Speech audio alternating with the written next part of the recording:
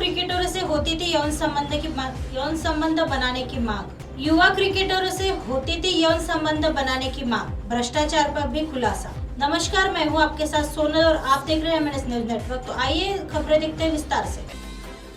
Cricket जगत की सबसे धनी संस्था बीसीसीआई फिर से सवालों के घेरे में है। पूर्व अधिकारी ने बीसीसीआई में भ्रष्टाचार के साथ साथ यौन संबंधों की मांग को लेकर बड़े खुलासे किए हैं। भारतीय क्रिकेट कंट्रोल बोर्ड बीसीसीआई के पूर्व अधिकारी ने अपनी किताब में बीसीसीआई के अधिकारियों के खिलाफ संगीन आरोप लगाया है।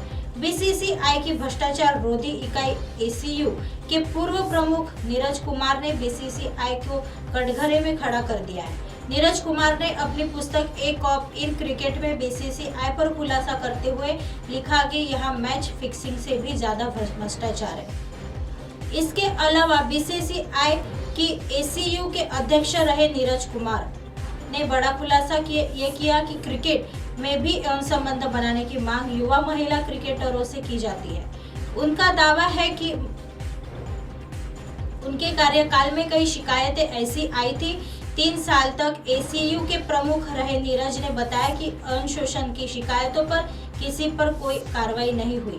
उन्होंने ये भी बताया कि उनके पास ऐसी भी शिकायतें आई जिसमें युवा क्रिकेटरों और अभिभावकों ने आरोप लगाया कि उनसे आईपीएल और रणजी में जगह दिलाने के नाम पर लाखों रुपए लिए गए। 1 जून 2015 31 मई 2018 तक एसीयू के हेड रहे नीरज ने कहा कि उन्होंने इन शिकायतों की जानकारी तत्कालीन बीसीसीआई की प्रशासकों की समिति के अध्यक्ष विनोद राय को की थी। आइए बढ़ते हैं अगली खबर की तरफ। धर्म परिवर्तन मामले में हिंदू जागरण मंच का हंगामा, पीड़िता ने पुलिस को सुनाई आपबीती कार्रवाई की मांग। मेरठ में हिंदू जागरण मंच ने टीपी नगर थाने में हंगामा कर दिया। एक युवती पर धर्मांतरण का दबाव बनाने और मारपीट करने की शिकायत की। पुलिस ने जांच कर सख्त कार्रवाई का आश्वासन दिया है। इसके बाद मामला शांत हुआ। हिंदू जागरण मंच के महानगर अध्यक्ष ललित गुप्ता ने बताया कि मलियाना निवासी युवती की शादी 2012 में हस्तिनापुर निवासी युवक से हुई थी। उनके घर में मुस्लिम युवक का आना जाना था। आरोपी ने विवाहितों को अपनी बातों में फंसा लिया और 2016 में उसे लेकर मलियाना में रहने लगा। उसे शादी करने का झांसा दिया। हालांकि जब भी महिला शादी के लिए कहती तो टाल जाता था। 30 अप्रैल 2018 महिला ने बेटी को जन्म दिया। उसके बाद से ही वह शादी के लिए दबाव बना रही थी। आरोप है कि उसने धर्मांतरण करने के बाद शादी करने के लिए कहा, जिस पर महिला ने मना कर दिया था। इसके बाद से वह उसका उत्पीड़न करने लगा। छोटी मोटी बातों पर पिटाई करता था। करीब 8 माह से युवक लापता है। वह उसके घर भी गई थी, लेकिन परिवार के लोगों ने भगा दिया। रविवार रात महिला हिंदू जागरण मंच के साथ थाने पहुंची और कार्रवाई की मांग की। टीपी नगर इंस्पेक्टर संत शरद सिंह का कहना है कि जांच पड़ताल की जा रही है। जांच के बाद आगे कार्रवाई की जाएगी। आइए बढ़ते हैं अगली खबर की तरफ।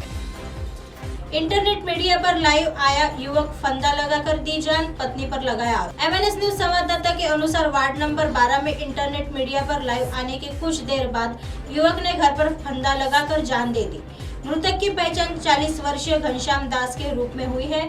घटना के वक्त घर पर मां अकेली थी। घनश्याम चौड़ाला रोड पर निरंकारी भवन के पीछे रहता था और परचून की दुकान चलाता था। रविवार को वह फेसबुक पर लाइव हुआ था। उसकी मां साथ बैठी दिख रही है। युवक ने फेसबुक पर बताया कि 8 साल के झूठे मामले का दंश झेल रहा है। पत्नी से था परेशान। उसकी पत्नी ने हिमाचल प्रदेश में 498 आईपीसी का मामला दर्ज करा रखा है। उसने शादी करा ली है। अब तक उस पर केस चल रहा है। उसका शोरूम और घर बिक गया। वह बसों पर धक्के खाकर तारीखें भुगत रहा है। लड़की के स्वजन राजनीतिक पहुंच वाले कल उसके पास फोन आया कि उस पर आपराधिक केस चल रहा है। उसे वहां बुलाया गया है। उसकी जिंदगी बर्बाद हो गई है। लड़की के स्वजन राजनीतिक पहुंचने वाले हैं। लाइव में यह भी कहा गया है कि अगर उसे कुछ होता है तो संबंधित परिवार जिम्मेदार होगा। ऐसी खबरें फिर लेके आएंगे इसी समय इसी जगह। तब तक देखते रहिए एमएनएस न्यूज नेटवर्क। नमस्कार।